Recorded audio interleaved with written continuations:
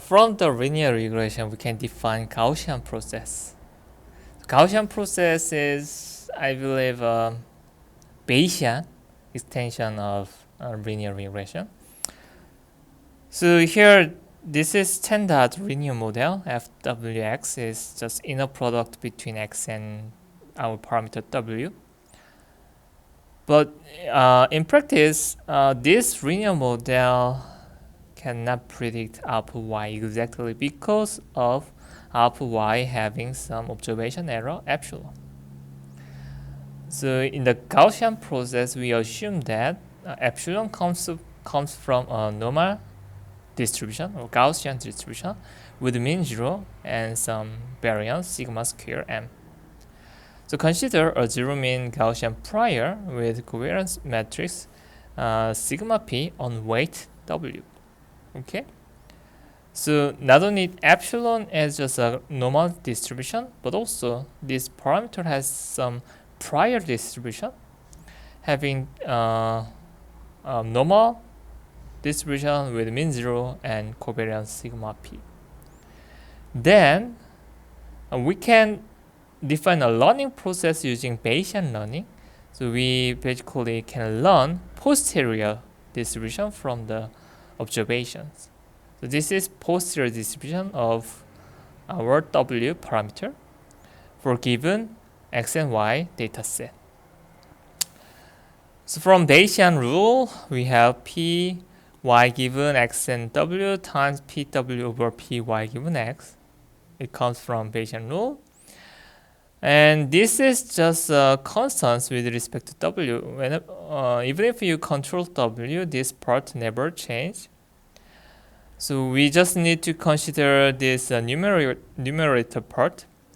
And from the definition of prior distribution, normal mean 0 and sigma p covariance matrix, we can multiply exponential minus 1 over 2 w transpose sigma p inverse w. And this conditional distribution comes from this epsilon part. Okay, because of this epsilon observation error follow normal distribution with mean 0 and sigma m square. We have this. Okay, which comes from the epsilon part. Okay, so this is basically just add all the square error, and the square error follow this normal distribution density function exponential minus 1 over 2 sigma n square error. That is the distribution of the square error. And since every observation is independent, which was our assumption, and multiplication of exponential becomes exponential of sum of exponent, we have this. Okay. And one interesting thing is this is just constant, and this form is still Gaussian. So from this fact, we can claim that Pw given x and y is still Gaussian, but having some mean and variance. Okay, so you can easily find this mean and variance from this. Okay, right. And this mean and variance having very interesting form, and we can convert this mean and variance again using inner product between inputs. Okay, so let's say A is sigma n minus 2 xx transpose plus sigma p minus 1 inverse matrix. And then the posterior distribution of fx becomes this. I just rewrite down the previous page this notation, right? And we can convert this using kernel form. So here kernel, I define kernel, not just the inner product, not just the matrix consists of inner product xi and xj, but there is some sigma p in the middle, which comes from the prior distribution of w. And then using this, I define x transpose sigma p x. So when the sigma p is identity function or just constant time identity function, which is just sigma square x transpose x. Okay. Anyway, but still, this is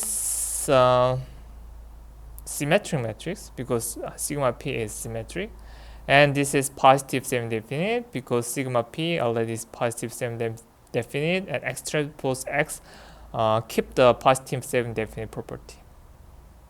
Okay, so what is positive semi-definite?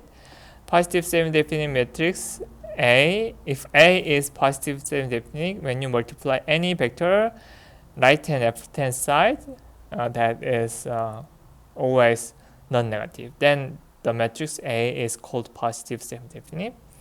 When sigma is positive semi-definite, we have this, and then you multiply the same matrix transpose here and x here. Then when you multiply any vector here and here, A transpose x transpose becomes a vector x transpose, and this is just transpose x transpose here. And we know that sigma is positive semi-definite. This is always non-negative. Okay, so again, this is positive semi-definite and symmetric matrix.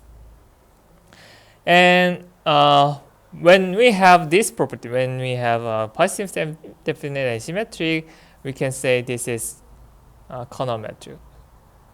Okay, right. Anyway, we will use this property, and again, for this property, we don't need to know the exact xi and xj value. We just need to the result.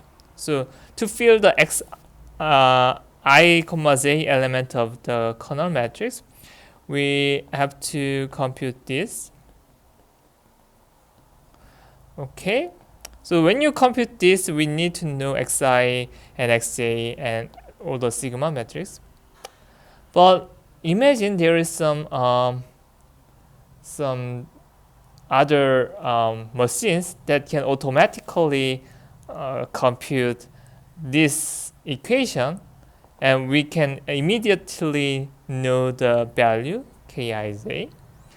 Then we don't need to know xi and xj vector exactly.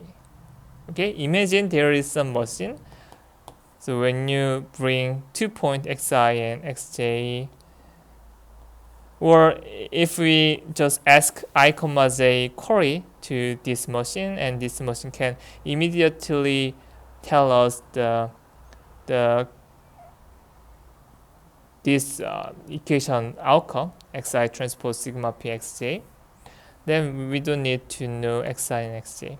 Let's just imagine there is such a machine, and Kernel metric indeed use such machine. Kernel metric do not utilize the exact xi and xj vector, but we will just utilize the such machine that can immediately tell us the kernel relationship between I and j data point. Okay, I will explain it later. Anyway, we can define this kind of kernel, and using this kernel, we can rewrite the mean and variance term like this. This is mean and this is the variance. So when you look at the variance, look at this. This is just kernel matrix. This is just y vector. And this is not kernel, but still all the element, this part, just this. Kernel between x and x1, kernel between x and x2, and so on. Okay? X transpose sigma px, which exactly the same form with this, except this part we do not use the training data matrix, but we use the singleton new query input point x. Okay, so when we have such machine, we don't need to know the exact xi, x1 through xn, and we don't need to know the exact x. Okay, if we know this kind of machine. Variance as well. Everything has the same form of this kernel, and there is kernel matrix and that's it. Okay, so how can we convert this form to this kernel shape? We use this trick. It's very simple. Okay, we use this.